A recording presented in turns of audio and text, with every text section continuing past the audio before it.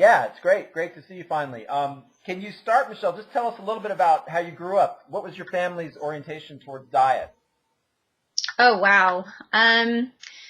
Well, uh, I remember having steak for dinner, kind of as a weekend kind of treat. I grew up on Chef Boyardee raviolios and macaroni and cheese and ding Yeah. dongs and all sorts of McDonald's and other type wholesome goodies.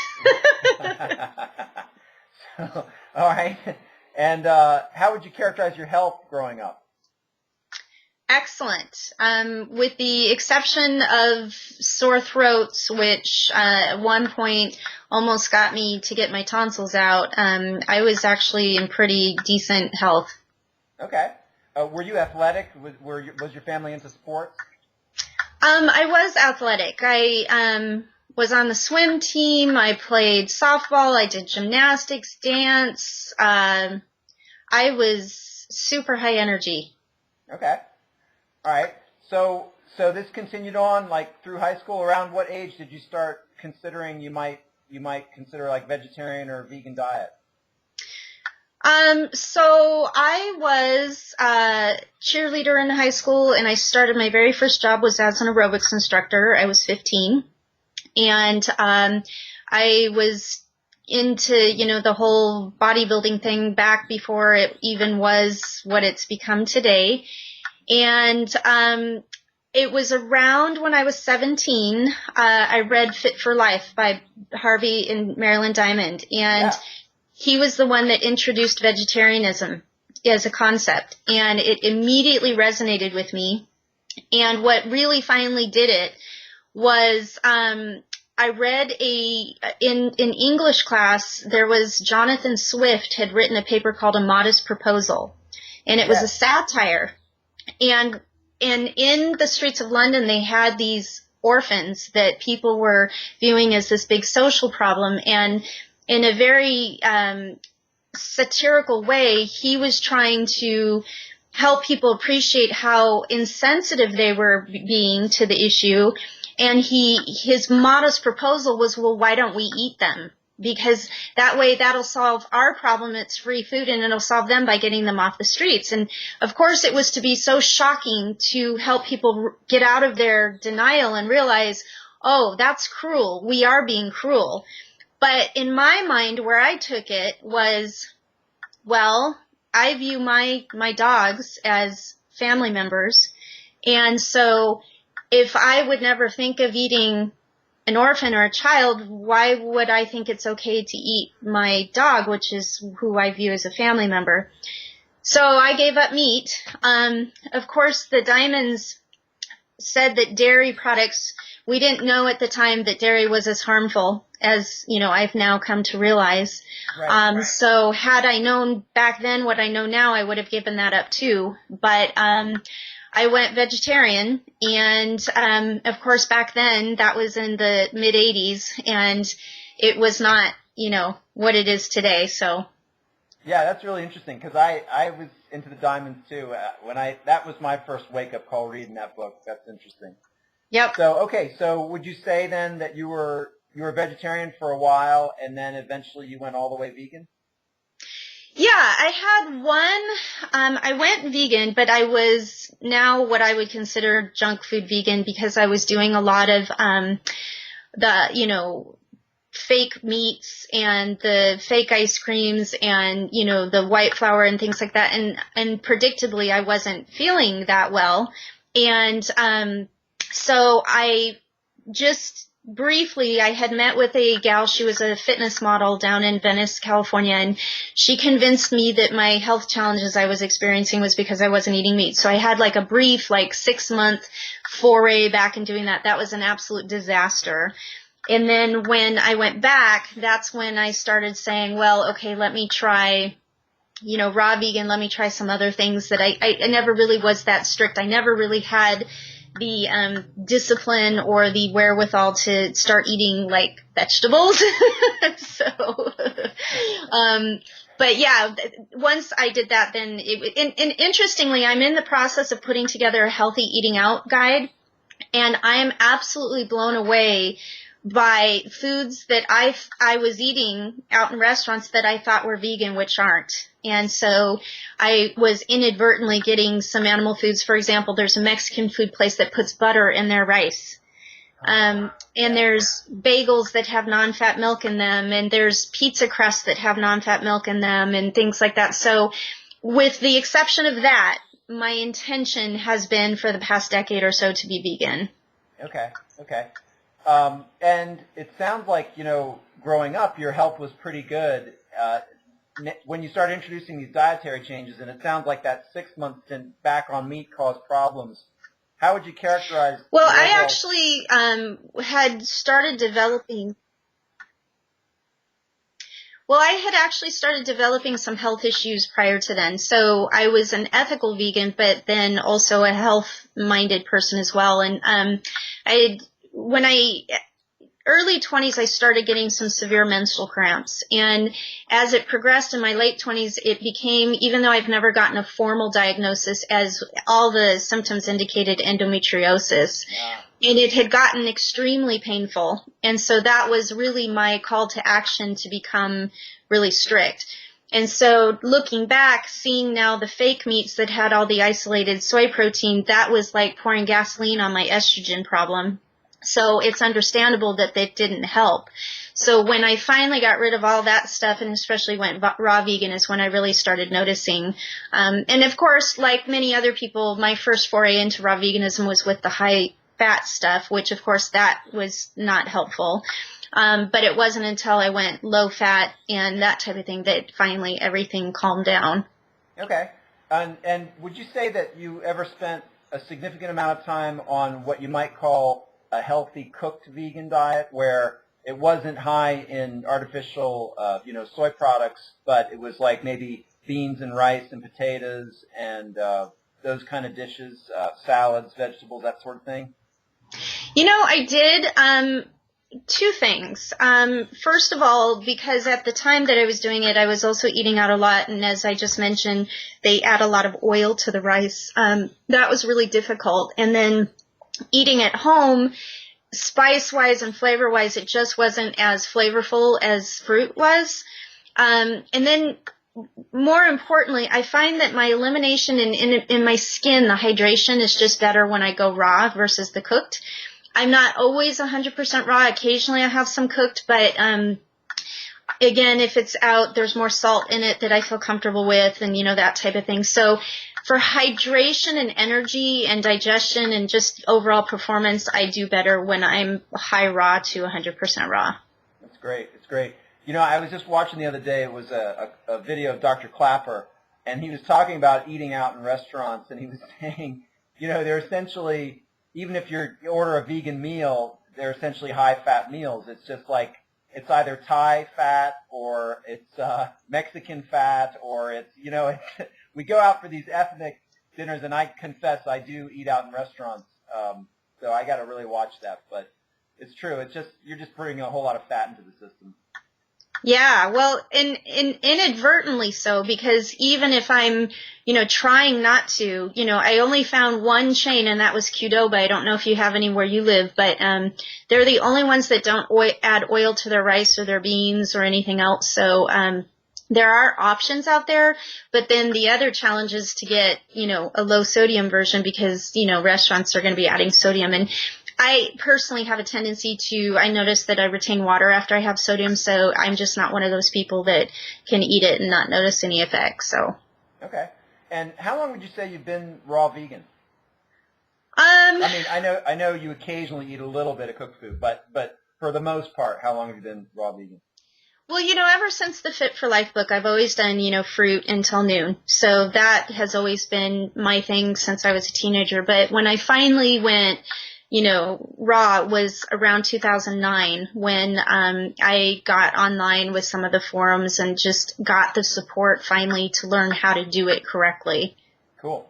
Okay. And would you say some of the major pieces of doing it correctly involve getting enough calories and then perhaps, like variety of fruits, that sort of thing? Are you kind of on an 80-10-10 thing? Would you say that's about right? I do well with less fats. I do think that one thing I've come to learn and appreciate is the importance of getting the essential fats. And so me personally, I get about 3 heads of romaine lettuce a day. That's how I get the calcium I need. That's how I get the minerals I need, all that. I do a lot of juicing because I can't do like dehydrated foods like dates. It's just too much sugar at once. And then calories is an interesting thing because I think, I'm petite, I'm 5'2", so I am not one that can overdo on the calories, but yes, I think a newcomer to the program would most likely be, like I have one client who he's like, well, I had a banana for breakfast. I'm like, okay, you're 6'1". You need to like have the whole bunch, So yeah, so that's, I think, when I started, I think also what I've come to appreciation is that I can't do well on juices, fruit juices. I need the fiber. So, I can do like a green smoothie where I'm getting the fiber, but, fruit juices just give me too erratic of a, high and low that doesn't work for me. Okay. Now that's interesting. 3 heads of romaine a day. Do you kind of space those throughout the day? Do you just eat a head of romaine straight? Do you blend it with stuff? How do you get that in? All of the above. So, like this morning, I juiced a head with about 2 or 3 cucumbers, and then I blended it with about 2 cups of mango. Sometimes I'll just eat it straight. Other times I'll blend half of it and juice the other half. So it really just depends on, the day and what I'm feeling like and that type of thing. Okay. And this is kind of jumping back a little bit, but you mentioned the endometriosis. Did you find that finally when you went kind of with a primary raw emphasis, did all those issues disappear? Yeah, they definitely did. Now, I can bring it back if I eat too much like avocado or nuts or that type of thing because those tend to aggravate it. But when and I can do, some cooking, like rice and potatoes won't bring it back, although interestingly, there's phytoestrogens in some cooked vegan foods such as beans that if I eat too much of, even though they're not soybeans, in my particular body, they have estrogen-like activity, and so I've noticed I have to be careful with that. Okay. All right, and this is just popping into my head. What's your take on alcohol? Do you stay away from wine, beer? I do. Dr. Clapper, interesting that you mentioned him. He did a video on foods that we can eat that wipe out our friendly bacteria in our guts.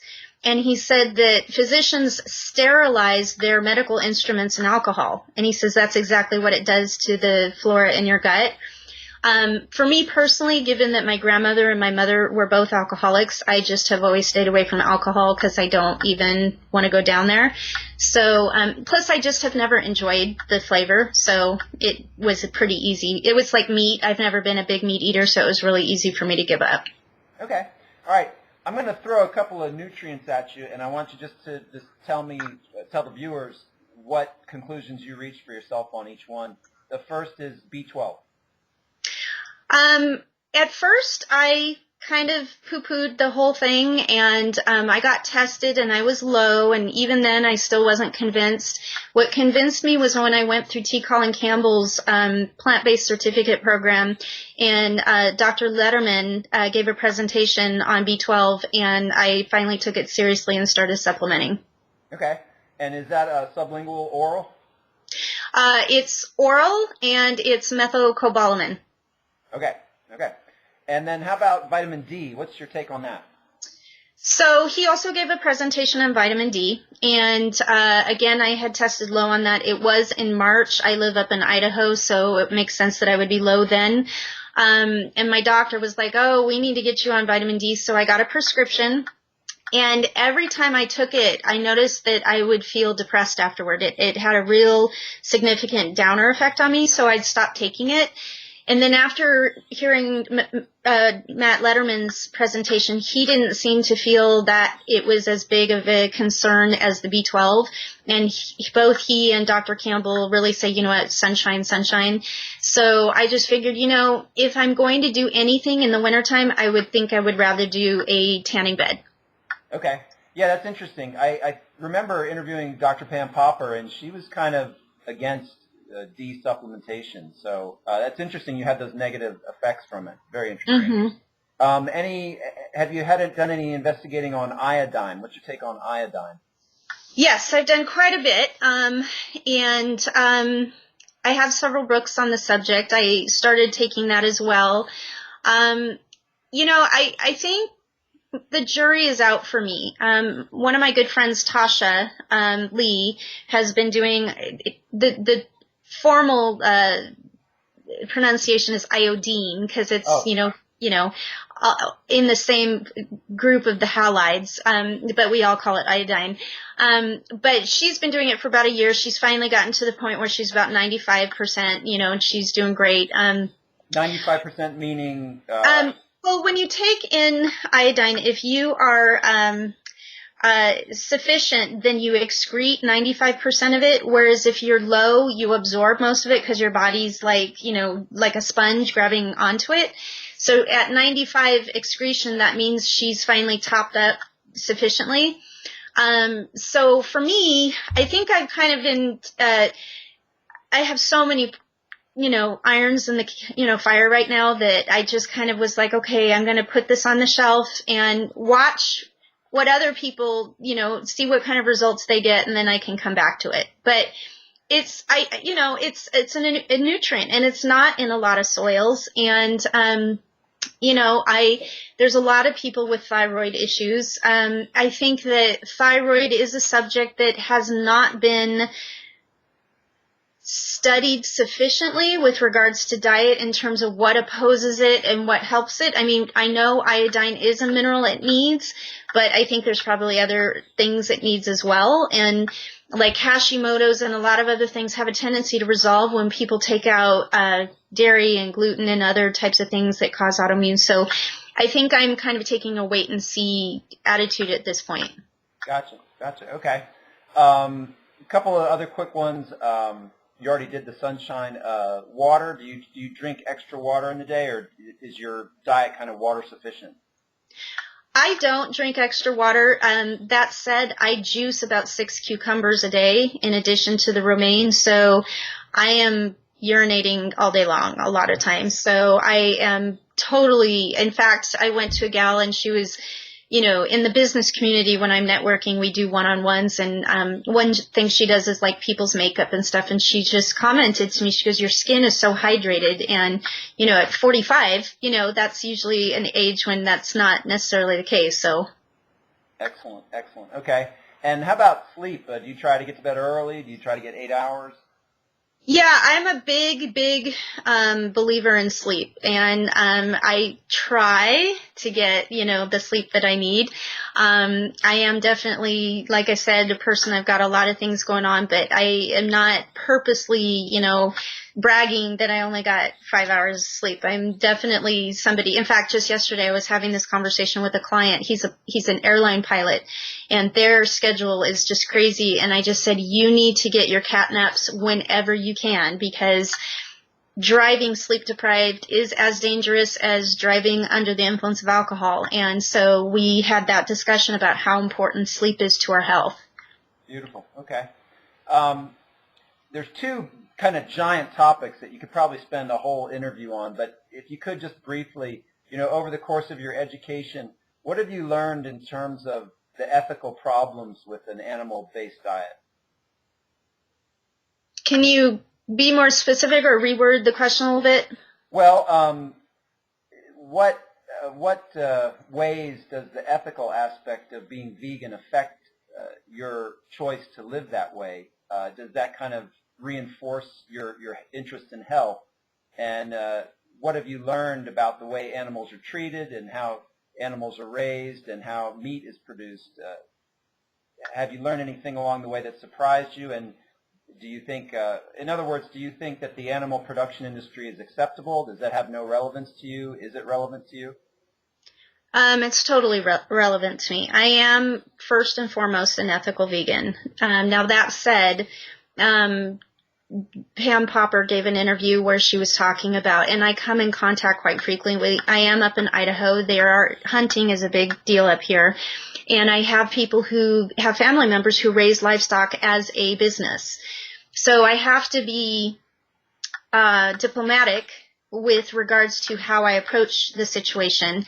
That said, I grew up, my grandmother grew up across from an agricultural school, and I've watched rabbits being beheaded and the blood drained out of their neck and skinned and that type of thing. And yes, it affected me. And no, I don't feel that the animal industry is acceptable. A lot of people do not know that, the way that they produce, dairy and veal and all this other stuff is, they, masturbate the male, cow, and they take that sperm and then, take an arm and artificially inseminate a female cow. And then as the baby's coming out, they drag the leg and drag it away from the mother to never see her again. So no, those are not things that I'm okay with. And I think most people are not aware of them. There was one book called, and I'm going to get the title wrong, but something about why we eat cows, love dogs, and wear pigs, or something to that effect. And she was talking about the speciesism, and one of the things she talked about was how companies like Tyson and different companies have unmarked cars with unmarked buildings with no windows, and, up here in Idaho, there's the ag-gag bill. And it's because they don't want people to know. And if more people did know, more people would be asking very hard questions and or abandoning the industry altogether. And then very closely tied in with that, one of the things that projects we did in the plant-based certificate program was he had a whole segment on how the livestock industry is the #1 contributor to the environmental degradation and greenhouse gases warming. And we've got cowspiracy that's coming up. So these are things that I try to approach with people. I think the animal rights activist stance, I understand the anger that they have, but I don't think it's always an effective approach with people who honestly don't know. And so I have found that by giving the benefit of the doubt and just presenting the information in a calm way, gives people something to chew on and something to realize, wow, I had no idea. And we came to that realization on our own. I was consuming dairy unknowingly, not realizing that the harm I was doing to myself, the harm that was happening to them. And then, of course, once I knew, then, Maya Angelou always says, when we know better, we do better. So I think the information, getting the information out from all angles that, I tell people, I'm an ethical vegan, but I'm also a humanitarian as well. And you need to know how consuming these foods is affecting you, the suffering that it's causing you, and so, when people ask me, in fact, I was just interviewed on the news last week, and he says, well, do I have to go 100%? And I told him about the China study and the 5% versus the 20%. And I said, you just need to view it like smoking. Once you understand the harm it's doing to you, you get to determine, most people would have, and I say this to clients, I said, I have no doubt that if I were to offer you cocaine, that you would have no problem saying no to me, and that if I pushed the issue, you would have no problem escorting me out of your house and discontinuing your friendship with me. You need to put animal foods in the same category because they are just as harmful to your health. And then I love everything you're saying here, and especially the kind of the tack that you're taking on it, because I feel strongly about it myself, but it's like, feeling strongly about it and getting emotional about it isn't really getting the job done in terms of communicating the message. So, right. Beautiful statements. And there was someone I interviewed a week or so back, and he was saying, if hunters go out and kill a deer and stock up their freezer with it, that's a lot better than somebody who's going and buying, steaks at the grocery store all week long. Neither of them, I'm not a big fan of executing beautiful animals, but comparatively, the one supports the animal production industry, and the other is kind of a tradition-oriented family kind of approach to life, it's a whole nother topic. But so yeah, I love what you're saying. It's like present the message in a way that it can be received, and be respectful to people. Well, and the other thing that's coming up for me too is that the hunters and the livestock industry people are having just as many health issues as everybody else. So I know people who hunt that, the wife has MS, and I'm going to one client next week that, they raise livestock, and, the whole family is having, and I was very upfront. I said, before we go any further, before I waste your time and your time, I do want to let you know I'm going to be advocating a plant-based diet. Are you okay with that? And they said, we're totally okay with that because we realize we need to make changes. So what is interesting to me, I don't know if you ever saw Al Gore's Inconvenient Truth. I never did see that, no. Well, there was a poignant part in the film where he said that his family had a tobacco farm and that his sister passed away from lung cancer. And he said after that happened, they closed down the farm. So, when we see these people, my mother passed away from emphysema, and my grandfather had it. My grandmother passed away from lung cancer. When we see these things happening, we have to remember, you and I probably don't remember it, but people, 50 years ago, doctors had advertisements where they were advocating cigarettes. Yeah. And so now, doctors, tell people, to eat meat and to eat dairy and all these other things. So there's just a lot of misinformation out there, and people are thinking, I can't tell you how many people tell me, I eat a really healthy diet. And of course it's animal products every single meal, right? Because they don't know any better. Yeah.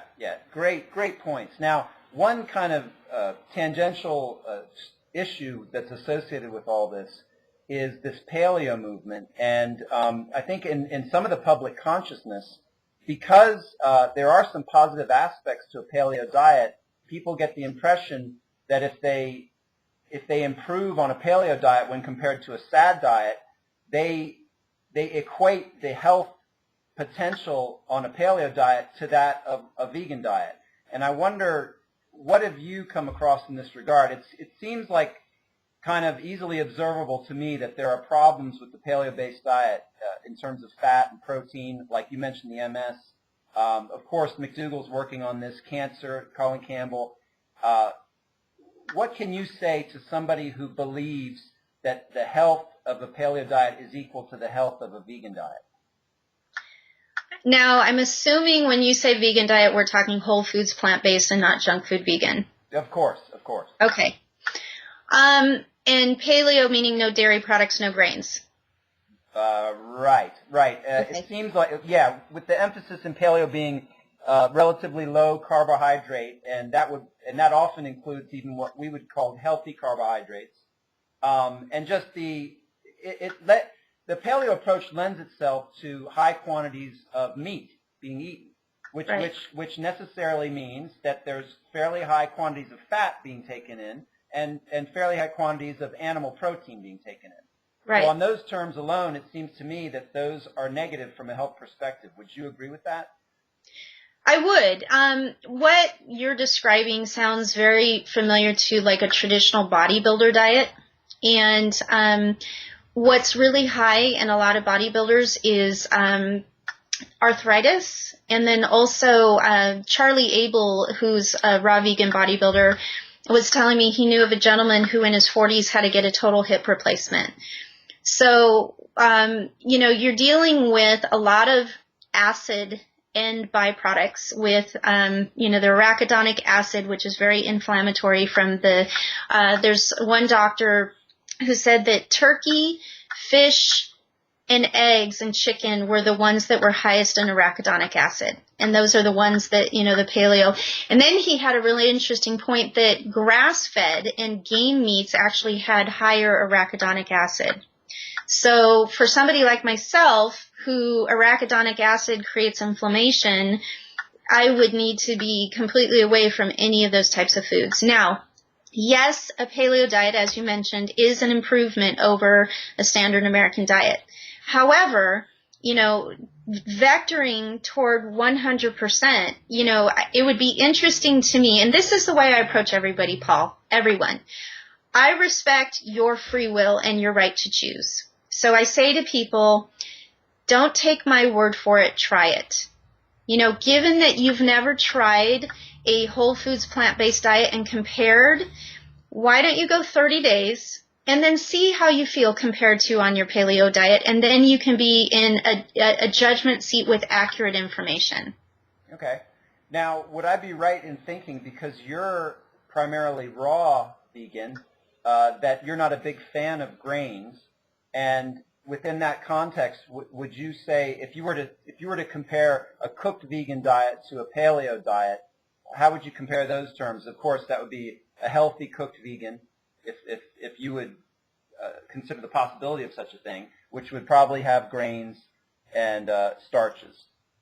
I don't think grains are as that big of a villain. I mean, I do, like I said, for hydration reasons. Here's the thing. It's nutritionally, if you look at grains, we know that we need the high antioxidants. Well, there's not antioxidants such as vitamin A and vitamin C in grains. They are in sweet potatoes and in baked potatoes. However, we know vitamin C, about 50% is lost from cooking. And then we also know that depending on the cooking method, certain baked and even boiled, Victor Van Epps did a video on acrylamides that are formed with cooking. So those are when we're talking about the health benefits, if you take a paleo diet, which might be mostly raw with a little bit of meat, versus a cooked vegan diet, then again, depending on what they're putting in there, I'd want to know the omega-3 to omega-6 ratio, how many vegetables are they getting in to get the antioxidants? Because, Joel Fuhrman does a cooked vegan diet, which is very nutrient dense, so is it possible? Absolutely. And would it be preferable to a paleo diet? Yes. I think that there's a lot of denial in the population at large because we are not the Tin Man in the Wizard of Oz. We can't open up our hood and see what's going on inside. So we associate a lack of symptoms with health. Well, that's not necessarily the case because, as Dr. Greger has shown, fatty streaks start at age 3 and even earlier. I had a gentleman, he had brain cancer. He had a big tumor. He got removed. He went raw vegan, and that removed the rest that they couldn't get with the surgery, and I got rid of the scar tissue. His doctor had told him he was diagnosed at age 33 that the tumor had been growing for 20 years. So that means it initiated when he was in his teens. So I think there's a lot of us, collectively us, walking around not realizing what's actually growing inside of our bodies that we are fueling with the diets. And Dr. McDougall has shown that eating animal foods, all animal foods, raises IGF-1 in the body.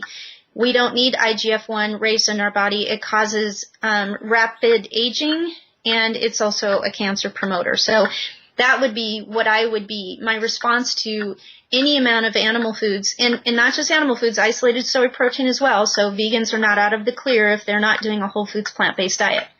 Beautiful, beautiful. And one of the reasons I raise this is, every once in a while you poke around on the internet and you'll find like a paleo chat, area, and there are invariably some people who claim that they were at one time vegan and that they had a lot of problems on the vegan diet, and that's why they went to paleo. And then when they went to paleo, they felt great. So I kind of want to address that niche in the public, because what comes into my mind is, who knows what kind of vegan diet they were doing. There's so many variables. There could be a lot of reasons why they were having problems. So, of course, if somebody feels better, that's great, but it's not as simple as it can appear on the surface. Completely agree. In fact, I had done my own detective work, and Lear Keith, who wrote The Vegetarian Myth, The diet she was on, she admits she was including a lot of soy products in her diet beforehand, which is not something I would ever advise anybody to do. And then also Chris Masterjohn, who is with the Weston Price Foundation, and he was on a debate team against Gene Bauer and about Dr. Neil Barnard.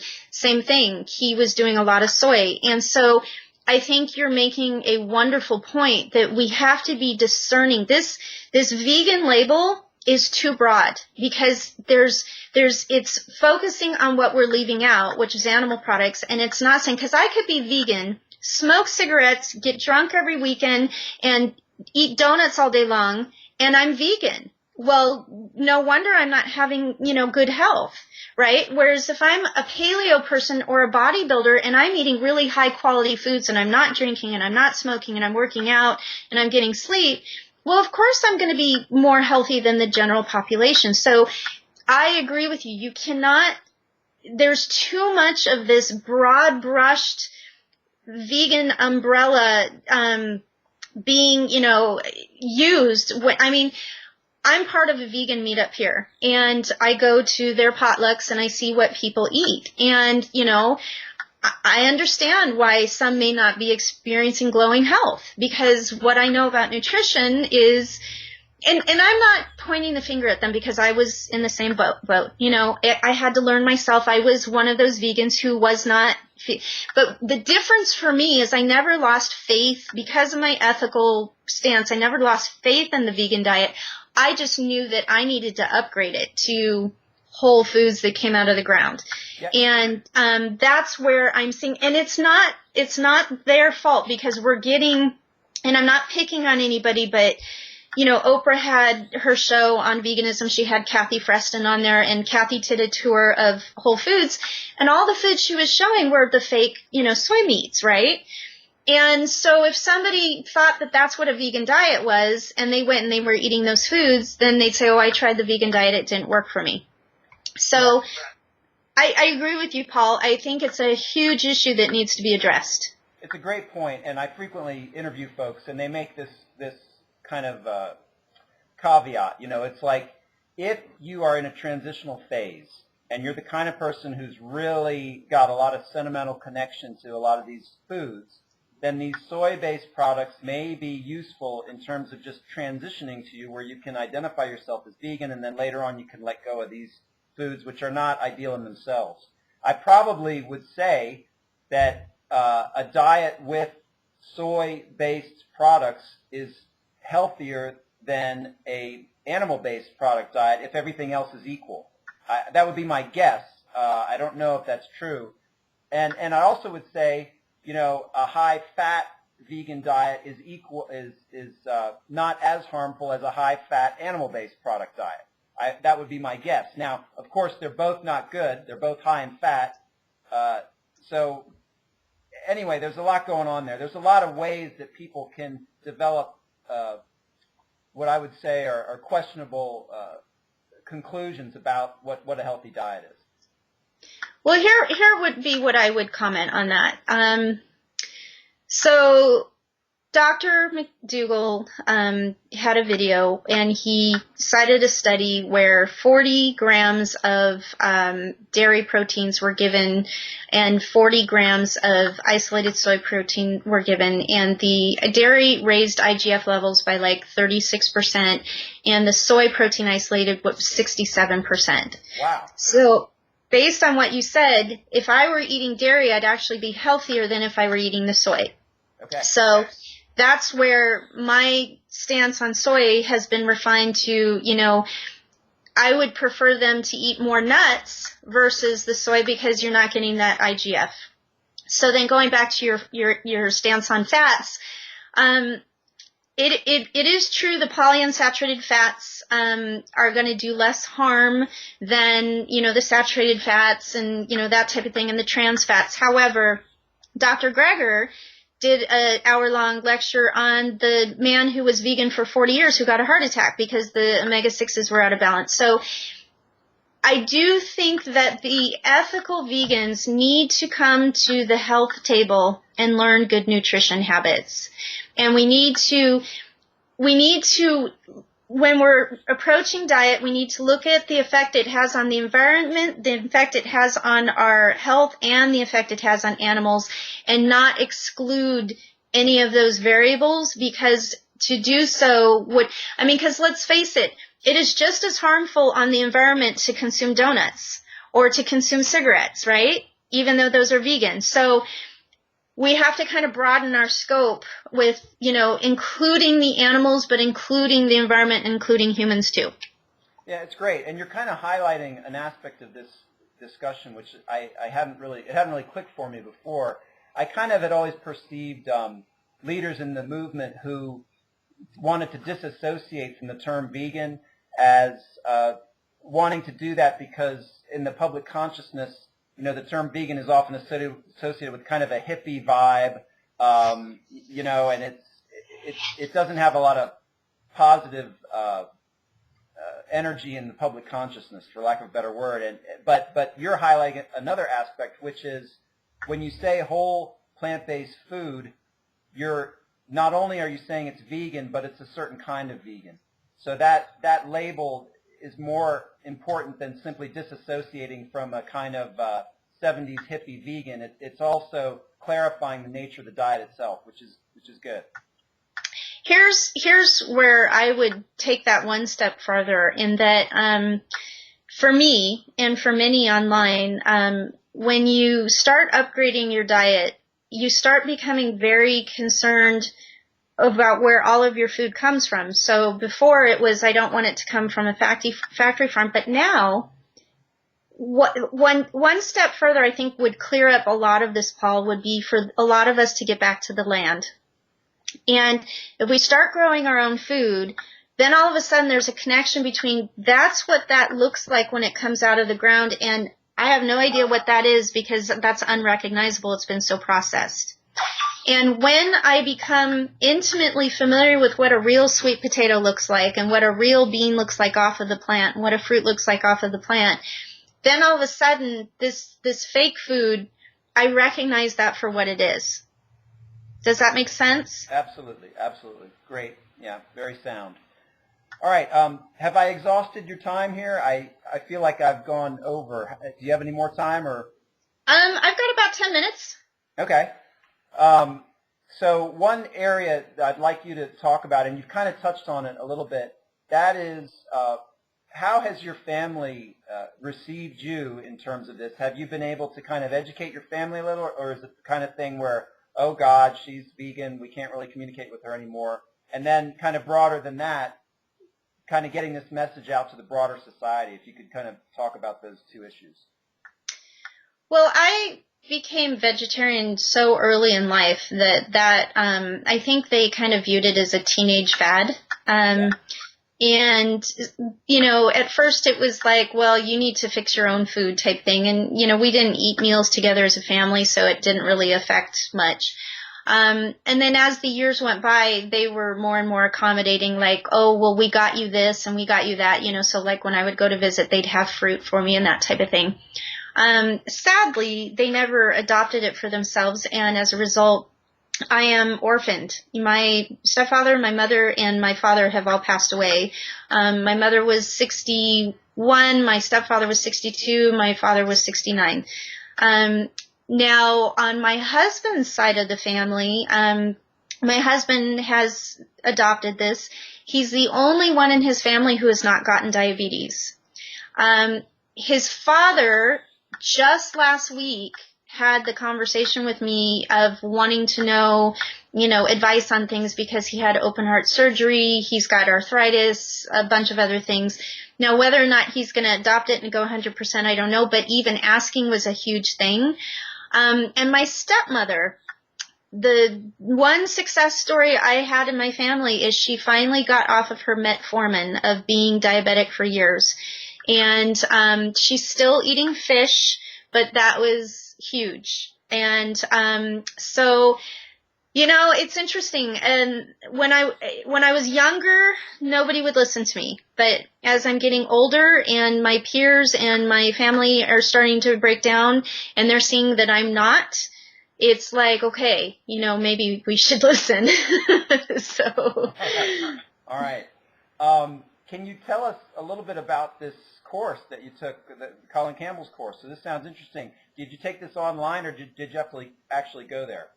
No, it was through eCornell, and eCornell was affiliated with Cornell, and the T. Collin Foundation was all self-study via lectures online and group discussions online, and they had three segments to it.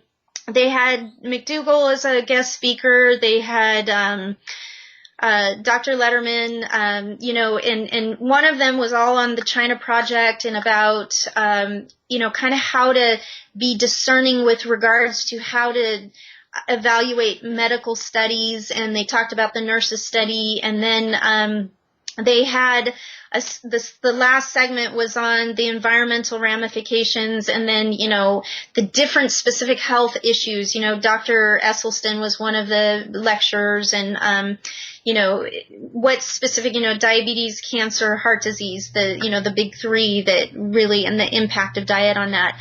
And, a lot of it, because I was already familiar with all of their work, was, a lot of it was review. The part that was more new to me that I really enjoyed was the one on the environmental, because they actually had a professor who had his doctorate in ecology, was one of the presenters on that. And he really went into, the oceans and some of the other aspects that are really environmentally being affected, and, how China now is starting to vector more toward eating more animal foods. And so given the sheer population of their country, how that's just going to be ginormous in its implications, and how hopefully that trend can be turned around very quickly. Yeah, this is interesting. One of the things that surprised me, I've kind of been poking around Dr. McDougall's site, and, he wants to do some of these medically acceptable studies. Because one of the phenomena I find amazing is, McDougall, Barnard, Esselstyn, they have all these folks who have recovered from these illnesses. And this should be like broadcast daily on every major newspaper, every news station, and yet it's like below the surface. You still have, I saw this thing on, I think it was McDougall's site. There was a head of one of these institutions. I think it was a cancer institution or a heart health institution. This was a guy in 2009 saying there's no relationship between diet and health. That's 2009. That's an established doctor heading an organization devoted to an illness that's directly related to diet. And then I saw this thing. Dr. McDougall's trying to get funds to just do a study that'll meet these standards. So these pharmaceutical industries, the medical industry, they conduct these studies, which are hundreds of thousands of dollars to conduct, to prove results that are essentially furthering a system that isn't working. So it just amazes me that there are not funds, public funds available for studies that will show what we know is happening with individual after individual in a way, conventional medicine is characterizing it as anecdotal. But I mean, how far do you go on? How many people recover before it's no longer anecdotal? Right. Agreed. And so yesterday, Dr. Campbell and his son did a webinar for graduates, and it was on breast cancer, because October is Breast Cancer Awareness Month. And that was one of the things they said, because his son is actually in the clinical setting, so he's a practicing doctor, whereas Dr. Campbell is a researcher. And they were mentioning the differences between the two arenas, because, Tom Campbell was saying, as a practitioner, I can pretty much do what I want, whereas, Colin Campbell has these rules that he has, these hoops he has to jump through. And as they were talking, the thought occurred to me, as I've been out and about here, I've come across 4 or 5 doctors who are centering their practices around plant-based nutrition. And this is just in Boise. One of which I'm going to be making lunch for the beginning of December. The other one who I'm going to try and see if we can partner up with, where when he is telling people, I need you to go on a plant-based diet, I'm the one that actually goes to their home and teaches them the recipes and teaches them how to do it. the clients that I told you about where he's an airline pilot and his wife, their doctor actually gave them forks over knives to watch. She's got the same autoimmune disorder that Sabrina Nelson of VegSource had, and yet she couldn't implement it because she didn't know how to do it. So he's the one that I'm actually going to be doing lunch for. So my point to all of this is that I think the researchers are going to become irrelevant because the grassroots people are already doing it, and they are ignoring these people who are refusing. They're seeing through the very transparent motives and saying, you know what, you don't have my best interests at heart, so therefore you're no longer part of the equation. I'm not listening to you. And with the internet and with Dr. Campbell and Esselstyn and all these people, I mean, Esselstyn actually will return your phone call. The man has called my father. I mean, who does that, right?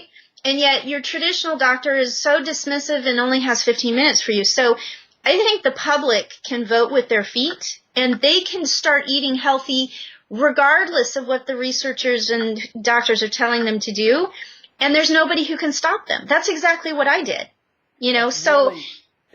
Really encouraging. I love that you're saying that. Unfortunately, you know, people who enjoy the status quo and they have sentimental connections to eating meat and they're really tied to it, they'll use, you know, data to justify doing that. But it's great to hear you say that.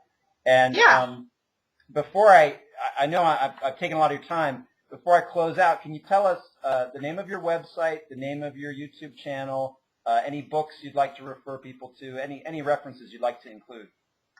Well, my business name, which is how the name of my website, and also if you plug into both YouTube and Facebook, is The Fruit Doctor, and doctor is spelled out. And it's just tongue-in-cheek about, you know, food is medicine. I do have my PhD from the University of Natural Health, but you know what? Again, I say do your own research. You don't have to view me whether doctor or not. You know, everybody knows that fruits and vegetables are good for your health. Before you go on, Michele, when you say a PhD from the University of Natural Health, can you clarify how much study that involved for the viewer? Well, we had medical textbooks on Guyton and Hall's medical physiology, and I will be using that for one of my lectures at a local health club. You know, it was Shelton's work, so very familiar with the whole natural hygiene, you know, fasting. It was some, you know, a lot of those books. And so it was nutrition, it was psycho-immunoneurology, it was the mind-body connection, it was sleep, it was all of those fundamentals of health. What people don't realize, Paul, and what they're not asking in their physicians and they're assuming, Dr. McDougall actually passed a bill in California in the Senate to mandate that physicians get 8 hours minimum of nutritional training. Currently, most physicians are getting 0 to 8. So when you go to your doctor for nutrition advice, you're asking somebody who hasn't gotten that training. And if he's humble, he'll admit that. So, you know, this has been a topic of informal study of mine for 3 decades. You know, and I'm not saying I'm a know-it-all or I know it all, but I've been in the trenches online with hearing what's working and what's not working. And, you know, there's the textbooks and then there's what's working. And with my own endometriosis, I don't care how many credentials somebody had after their name. If I was still experiencing pain in my body, it wasn't working for me. And so I needed to do with what finally worked. Amen. Amen. Yeah. So I am working on like I told you, a healthy eating out guide, because let's face it, we're living in modern society and most people are like, look, I'm just not going to stop doing that. So I spent the most of my day today calling up the national chains, talking to headquarters, asking them, is there dairy in your bagels? Is there this and that? And so by the time that guide is put together, it's going to be, you're going to know whether or not there's oil in it. So it's going to be a whole foods plant-based diet. That is going to have white flour and white rice options because most people don't, you know, offer that. But knowing that you're getting a little bit of a compromise, it's going to be the least damaging choice that you can make while you're on the road. I love it. It's very practical. Yeah. So I kind of interrupted you. The name of your YouTube channel is The Fruit Doctor. Right. And then do you have an associated website, thefruitdoctor.com? Yes. And then I have a Facebook page, The Fruit Doctor, as well. Okay. All right. And they'll be able to get this guide at your website. And then what else? And so you train folks. Do you have a title for yourself? Are you a nutritional advocate? Are you a health counselor? How would you characterize what you're doing? Yeah. I say, I'm a holistic nutrition practitioner. And so when people come to me, I am a certified personal trainer, but I focus on, as a personal trainer, my very first job, aerobics instructor, I had my own personal training business. And yet I was still seeing people taking my class getting breast cancer and arthritis and all these other things. And so at the end of the day, I want you to be fit, but I want you to be healthy too. And so it's, and I'm going to be doing a group here locally called Resilient Vitality. And it's going to be on how to age and keep your vitality so that you can bounce back. So Neil Barnard's doing amazing work on preventing and reversing Alzheimer's and dementia, and flexibility. Some of the things on my website is, the 96-year-old yoga instructor and the 104-year-old sprinter. I love Annette Larkins and Mimi, Kirk and Tanya Zavasa, all these aging well people who are redefining for the rest of us that what we currently know to be aging is actually declining health. And that if you keep your health, Okinawans and, all these other people are showing us that we really don't have to have the disability and the lack of independence. So I'm calling it the other retirement plan. I like it. The alive one. Yeah. There you go. That's great. Yeah. Well,